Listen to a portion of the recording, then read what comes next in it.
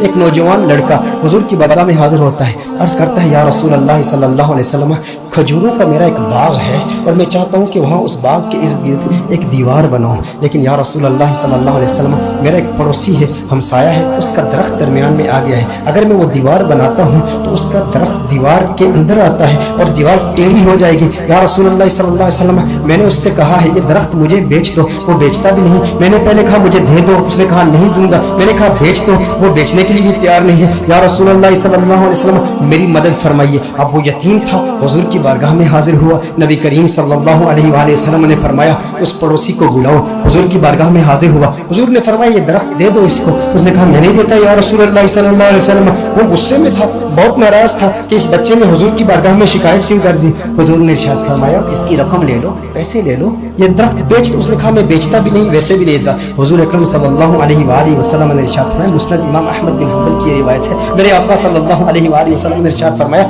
اچھا ایسا کرو کہ یہ درخت تم اس کی قیمت بھی لے لو اور اس درخت کے بدلے جنت میں ایک ایسا درخت ہوگا کہ جس کا سایہ اتنا طویل ہوگا کہ اس کے نیچے اگر 100 سال تک ایک سوار اگر سواری کرتا رہے تو اتنی طوالت ہے اس کی، اتنا سایہ ہے اس کا، وہ درخت جنت کا بھی لے لو، اس نے کہا یا رسول اللہ صلی اللہ علیہ وسلم میں قبول نہیں کرتا۔ اب وہاں پر صحابہ کرام علیہم رضوان موجود ہیں، حضرت سیدنا ابو الدحداء رضی اللہ تعالیٰ عنہ صحابی رسول موجود ہیں، عرض کرتے ہیں یا رسول اللہ صلی اللہ علیہ وسلم آقا اگر یہ درخت میں کسی طریقے سے اس سے خرید کر اس یتیم کو دے دوں تو کیا یہ آپشن میرے لیے بھی اوپن ہے کہ جنت میں مجھے بھی وہ درخت مل جائے گا؟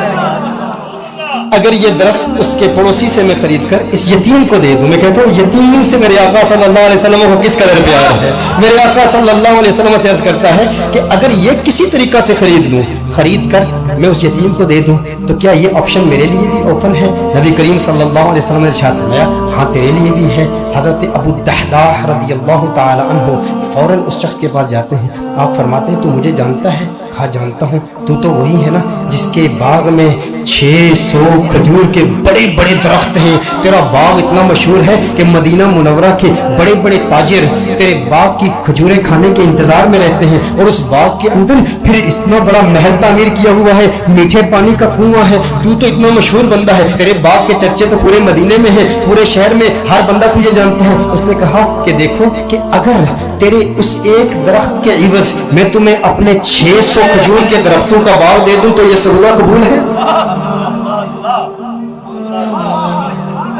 یہ سودا قبول ہے؟ وہ حیران ہو گیا، یہ کیسے ہو سکتا ہے؟ ایک درخت اور ادھر اتنا بڑا باغ، ابو الدحداء کیا بات کر رہے ہو؟ کیا واقعی یہ سودا کرنا چاہتے ہو؟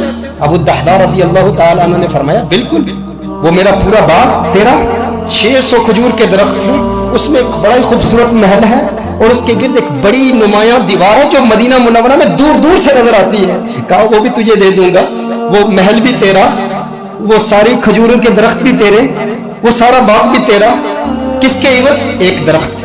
کہا ٹھیک ہے، اور حضور کی گواہی میں یہ سودا ہوتا ہے۔ اب ابو الدحداء رضی اللہ تعالیٰ عنہ فوراً وہاں سے جاتے ہیں، اب ان کی جو زوجہ ہے وہ اس باغ کے اندر ہے، باہر سے آواز دیتے ہیں اپنی زوجہ کو، ہے ام دحداء ذرا باہر آؤ باہر آؤ، میں نے اس باغ کو بیچ دیا ہے۔ اب ام دحداء جانتی ہیں یہ بہت بڑا تاجر ہے، بہت بڑا بزنس مین ہے، خسارے کا سودا نہیں کرتا، کبھی خسارے کا سودا نہیں کرتا۔ ام دحداء نے کہا ہے ابو الدحداء کیسے سودا کیا ہے؟ کہا جنت کے ایک درخت کے عوض میں نے بیچا ہے۔ اب دیکھو میرے دوستوں، اب دیکھو ام دحداء وہ نیک بخت خاتون، وہ خوش قسمت خاتون، اس کی عظمتوں کو سلام۔ آج آپ سوچیں کہ اگر آپ کی بیوی ہوتی اور آپ اپنے گھر جاتے اور اپنی بیوی سے کہتے ارے سنتی ہو باہر آ جاؤ باہر آ جاؤ، گھر سے باہر نکلو، یہ گھر اللہ کی راہ میں دے دیا ہے، وہ کہتی ارے ابھی تو یہ نیا ٹی وی رکھا ہے، ابھی کچھ زیورات رکھے، زیورات تو نکالنے دو، ارے نادان انسان تو نے کیا کیا، گھر ہی اللہ کی راہ میں دے دیا۔ ابو الدحداء رضی اللہ تعالیٰ عنہ نے باہر سے آواز دی، کہا ایک جنت کے درخت کے عوض۔ ام دحداء نے یہ بات سنی، کہا تو نے بڑے منافع کا سودا کیا ہے، بہت منافع کا سودا کیا ہے۔ ام دحداء فوراً اپنے بچوں کو پکڑ کے اس گھر سے باہر نکلتی ہے، باغ سے باہر نکلتی ہے، اب ننھے بچوں کے ہاتھ میں کچھ کھجوریں بھی ہیں، کھجوریں ان کے ہاتھ سے نکال کے کہتی ہے اب یہ کھجوریں ہماری نہیں ہیں، میں نہیں چاہتی کہ کوئی ایک کھجور اللہ کے راہ میں دیے گئے مال سے میں اپنے جیب میں رکھ لوں، تو لے لے، کہیں اس کی وجہ سے جنت کے درخت میں ہمیں خسارہ نہ ہو، کہیں جنت کے درخت سے محروم نہ ہو جائے۔ ساری کھجوریں لے کر باغ کے اندر رکھ جاتی ہے۔ کہا کہ اس کا ایک ننھا بیٹا تھا، اس کے منہ میں ایک کھجور تھی، मुंह से खजूर निकाल कर फौरन बाग में रख दी। कहा अब इस पर हमारा कोई हक नहीं है,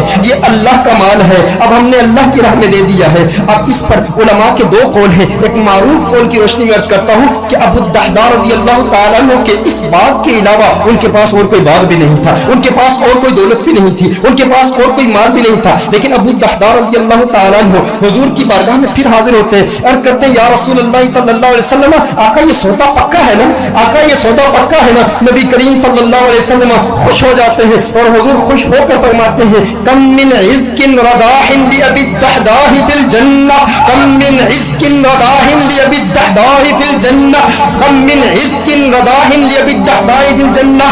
रावी कहता है हुजूर बार बार पढ़ ले, मुसलसल पढ़ ले, मुसलसल ये जुमले कह रहे हैं अबू दहदा तेरे लिए जन्नत में कितने दरख्तों की, कितनी टहनियों पे कितनी खजूरें, माला माल है तू। बार बार हुजूर इरशाद फरमा रहे, बार बार यही जुमले। और दो रिवायात इसमें, दो मुख्तलिफ रिवायात में मुख्तलिफ अल्फाज है। कम मिन इज़्किन रदाहिन लि अबी दहदाह फिल जन्नह। हुजूर अकरम सल्लल्लाहु अलैहि वसल्लम ने एक दूसरी रिवायत में फरमाया एक दरख्त के इवज एक दरख्त का सौदा किया था, अब तो तूने 600 दरख्त दे दिए, तो जन्नत में 600 दरख्त तो कम से कम तुझे मिलेंगे ना। मैं मोहम्मद अरबी सल्लल्लाहु अलैहि वसल्लम जन्नत में देख रहा हूँ कि खजूरों के कितने दरख्त अल्लाह जल्ल व अला ने तुझे दे दिए हैं। मेरे दोस्तों इतनी कुर्बानी दी, एक यतीम की खातिर दी, लेकिन उन लोगों की कुर्बानी का अंदाज भी देखें, उनकी कुर्बानी का अंदाज भी निराला है। आज कोई कुर्बानी दे ना और उसे जन्नत की जमानत मिल जाए, या कोई कहे, कोई शेख ही कह दे, कोई स्कॉलर ही कह दे, कोई ऑर्गेनाइजेशन का मेंबर ही कह दे, कोई तहरीक वाला ही कह दे, इतना काम करे ना तो फिर तेरा काम कबूल हो जाएगा। वो कहते हैं मैंने तहरीक के लिए, मैंने दीन के लिए, मैंने इस मस्जिद की तामीर के लिए, मैंने कंजुल हुदा के लिए, मैंने दीनी ऑर्गेनाइजेशन के लिए, अपनी तहरीक के लिए इतना बड़ा काम किया, अब ये काम काफी है। लेकिन सहाबा किराम अलैहिम रिज़वान का ये मिजाज नहीं था। अबू दहदा के लिए मेरे आका नारे लगा रहे हैं, बार बार फरमा रहे हैं अरे कितनी खजूर है, मैं देख रहा हूँ जन्नत में ये सारे तेरे हैं। बार बार इरशाद फरमा रहे हैं भाई जितने इतनी तसल्ली मिल जाए और लिसाने मुस्तफा से मिल जाए, आका की जुबान से मिल जाए, उसकी किस्मत किस उरूज पर होगी। लेकिन फिर ये वही अबू दहदा है, उसके बाद भी मेहनत करते रहे। ग़ज़वाए उहद में जब दुश्मनों ने हुजूर पर हमला किया, अबू दहदा अपने सीने पर उन तीरों को बर्दाश्त कर रहे हैं और मेरे आका के कदमों में शहीद हो जाते हैं। और ग़ज़वाए उहद के बाद मेरे आका ने तलाश किया, कहा मेरा अबू दहदा मुझे दिखाओ। अरे वो खजूरों वाला मेरे आका अबू दहदा को देखते हैं और देख के मुस्कुराते हैं और मुस्कुरा के फिर फरमाते हैं कम मिन इज़्किन रदाहिन लि अबी दहदा फिल जन्नह। अबू दहदा जन्नत में खजूरें ही खजूरें, खजूरों के दरख्त। मेरे आका खुश होके उसकी हौसला अफजाई फरमा रहे हैं। मैं कहता हूँ कैसा खुशबख्त है जिसने हुजूर की जात के लिए, हुजूर की जान की तहफ़्फ़ुज़ के लिए अपनी जान दे दी। काश यूं मौत आए मेरे हमनशी, काश यूं मौत आए मेरे हमनशी, नज़ाका और हो जाए मंजर हसी, वो उधर अपनी जुल्फे सवाया करे और इधर दम हमारा निकलता रहे। हुजूर की जुल्फों का असीर, हुजूर की जुल्फों को देखता हुआ इस दुनिया से चला गया। दिल में, जिगर में, आंख में बस तू ही तू रहे, इसके सिवा न दिल में कोई आरज़ू रहे। इस एहतिमाम में शौक में सजदे करूं अदा, तेरा ख्याल आए तो दिल बावजू रहे। और जन्नत मेरे नसीब की वाइस को बख्श दे, मेरे कफन में गैस में जाना की भूल रहे।